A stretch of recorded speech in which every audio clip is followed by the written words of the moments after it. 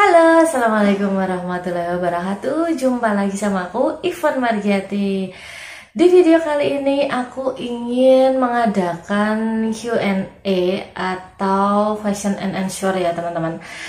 Bagi kalian yang kemarin udah tanya di kolom komentar aku, ini akan aku balas di video kali ini. Dan mohon maaf aja, nggak semua pertanyaan bisa aku jawab di video ini ya. Jadi aku pilihin pertanyaan-pertanyaan yang seputar seleksi kompetensi bidang. Jangan lupa untuk selalu dukung channel aku dengan cara klik tombol subscribe. Silahkan diklik juga tombol loncengnya biar kalian dapat notifikasi ketika aku upload video. Dan silahkan di like, komen, share ke teman-teman kalian jika video aku bermanfaat. Yuk langsung aja kita lihat untuk pertanyaan pertama dari siapa nih teman-teman.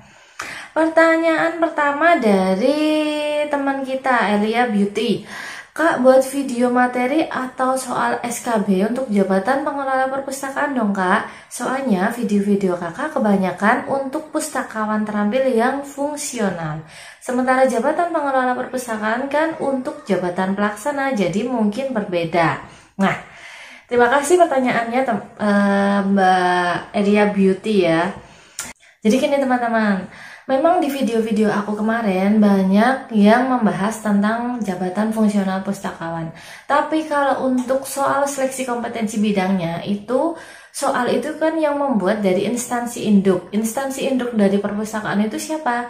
Instansi induknya adalah Perpusnas. Nah, jadi untuk seleksi kompetensi bidang yang jabatan perpustakaan, baik itu pengelola perpustakaan, pustakawan, pengadministrasi perpustakaan, dan itu yang membuat adalah dari Perpusnas. Jadi ada kemungkinan banyak akan sama dengan yang jabatan fungsional perpustakaan seperti yang Mbak tanyakan tadi. Lanjut pertanyaan berikutnya. Ini dari Fujilova, mungkin ini nama akun dan aku nggak tahu ini nama asli apa bukan ya teman-teman. Mbak, untuk tingkat Pemda, SKB-nya ada materi tentang pemerintah daerahnya Mbak, atau sama dengan instansi pusat soalnya. Nah, kalau ini pengalaman aku ya teman-teman, pengalaman aku kemarin untuk yang instansi Pemda. Jadi kalau kalian yang daftar di instansi Pemda, itu di soal SKB-nya ada soal-soal tentang kebijakan Pemda yang kalian lamar. Jadi udah aku share kemarin di video aku yang sebelum ini. Silahkan kalian belajar juga tentang kebijakan di instansi yang kalian lamar. Contohnya, kalian bisa download di website instansi yang kalian lamar. Misal kalian daftar di jabatan arsiparis atau pustakawan, kalian silahkan download kebijakan di instansi Pemda atau Pemkab kalian itu. Nah, di situ biasanya ada nih untuk kegiatan ini kebijakannya seperti apa, dan lebih banyak yang keluar kemarin anggaran dari daerah. Itu bagaimana proses pencairannya, terus berapa persen dari anggaran daerah, itu kemarin aku keluar soal seperti itu. Terus lanjut soal pertanyaan berikutnya. Izin tanya Mbak dulu SKB Pemda soalnya ada tentang otonomi daerah atau semuanya bidang ilmunya Mbak? Nah, ini dari Mbak Atika Nur.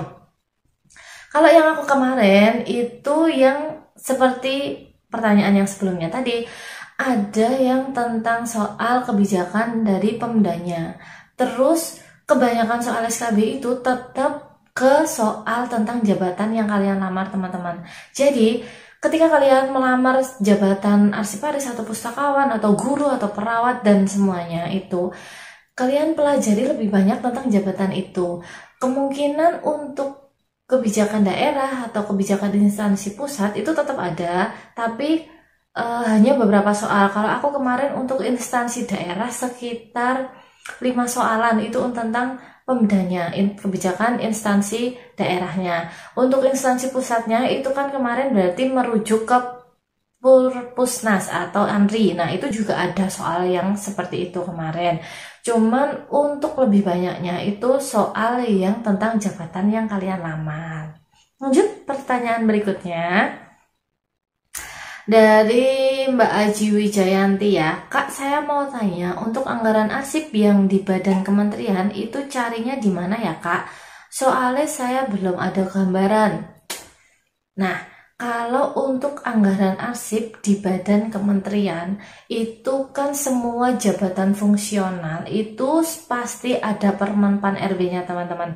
Permenpan RB-nya itu sudah juga aku share di video aku yang sebelumnya, silahkan kalian lihat. Nah, kalian belajar aja dari situ. Nah, kalau untuk anggaran bagi kalian yang melamar di badan kementerian, itu tetap sama, kalian harus belajar tentang Permenpannya dulu. Terus juga belajar di badan kementerian, berarti kalian download di websitenya aja, website kementerian yang kalian lamar. Biasanya di situ ada kok kebijakan-kebijakan untuk anggaran atau pencairan dana bagi kegiatan di bidang jabatan yang kalian lamar. Terus ini ada lagi nih dari Giovanni Romantika. Makasih Kak, soalnya aku salah satu soal yang nomor 9. Giliran soalnya panjang dan ada kata kecualinya, otakku jadi susah mencerna soal. Kak, pas KKSKB apa soalnya tentang arsiparis aja atau ada juga tentang ASN atau yang lebih umumnya gitu? Nah, aku sih kemarin soalnya tetap tentang yang fokusnya ya tentang ke teknis arsiparis, tentang peraturan kearsipan, terus tentang kebijakan instansi yang kalian lamar, terus tentang instansi induk jabatan yang kalian lamar. Jadi kalau Mbak Giovanni ini kan dia ngelamar arsip ya, berarti kamu belajar tentang ANRI, kamu belajar tentang Permenpan ANRI, terus belajar kebijakan instansi yang kamu lamar. Terus jangan lupa belajar juga materi waktu kuliah, itu banyak banget yang keluar karena sebagian besar soal yang keluar itu tentang materi perkuliahan arsiparis. Terus lanjut lagi, Kak, yang Undang-Undang Nomor 43 yang keluar kebanyakan tentang pasal atau pengertiannya ya, dari Mbak Anis MRD. Kalau untuk Undang-Undang Nomor 43 itu tentang kearsipan ya teman-teman, itu lebih banyak keluar tentang isi dari undang-undang tersebut. Jadi bukan tentang kayak Undang-Undang Dasar itu bukan, kayak SKD itu Pancasila itu bukan. Undang-undang dasar juga bukan, pasal berapa yang keluar, ayat berapa itu enggak. Jadi misalnya yang keluar dari Undang-Undang 43 itu sudah dibuat soal, contohnya seperti ini. Pengertian dari desentralisasi adalah apa? Terus pengertian arsiparis itu yang bagaimana, seperti itu. Jadi bukan yang arsiparis adalah seseorang yang sudah gini merupakan pasal berapa, ayat berapa, undang-undang nomor berapa, itu nggak keluar. Jadi yang keluar itu adalah isi dari undang-undangnya teman-teman. Jadi soalnya itu nggak seperti undang-undang dasar 45 atau Pancasila ketika kalian seleksi kompetensi dasar, itu bukan.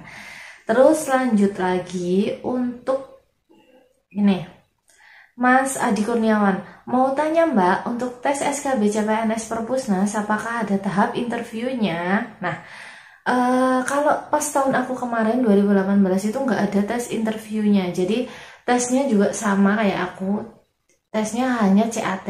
Terus siapa lagi ini, dari Mas Wahyu Firmansyah, kalau SKB jabatan arsiparis untuk formasi dinas perhubungan di kabupaten, soalnya yang keluar arsip atau dinas perhubungannya ya Mbak. Nah, kalau masnya daftar jabatan arsiparis, berarti yang dipelajari tentang arsiparis aja. Dinas perhubungan yang Mas pelajari kebijakannya aja. Jadi seperti yang udah aku jelasin tadi, pelajari aja kebijakan dari dinas perhubungan tentang jabatan arsiparis itu, bagaimana kebijakannya untuk anggarannya, untuk kegiatannya, seperti itu. Karena setiap instansi memiliki kebijakan masing-masing dalam setiap kegiatan. Terus ada lagi nih dari Mas Kalilnov, kamu mau tanya kalau tes SKB sistem chat berarti nggak ada wawancara lagi ya. Nah, kalau ini tergantung instansi yang kalian lamar teman-teman. Jadi kalau instansi kalian yang kalian lamar itu ada tes wawancaranya atau enggak, itu kan di pengumuman sudah ada biasanya, pengumuman awal.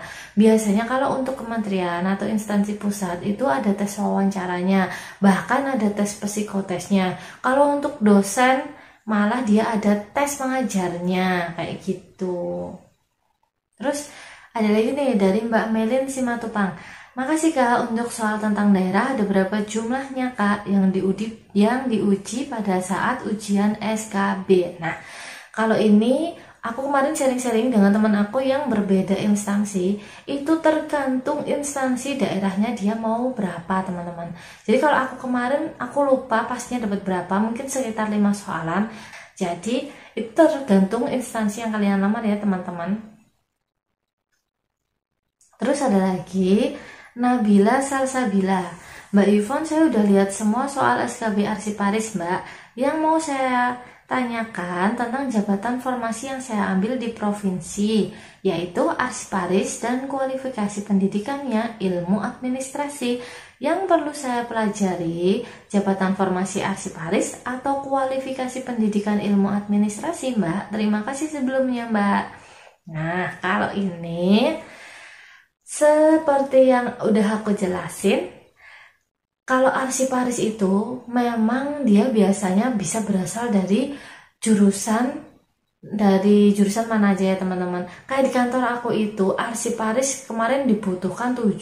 Itu macam-macam banget itu dari berbagai macam jurusan. Malah yang daftar dari jurusan Arsiparis itu cuma 1 orang. Yang lain tuh jurusan macam-macam, ada komputer, ada sistem informasi, ada sosiologi, dan ada beberapa jurusan lagi. Nah, untuk pertanyaan Mbak yang tadi itu kan, berarti dia harus belajar yang mana nih? Belajar yang sesuai jurusan waktu dia kuliah, apa belajar tentang Arsiparis?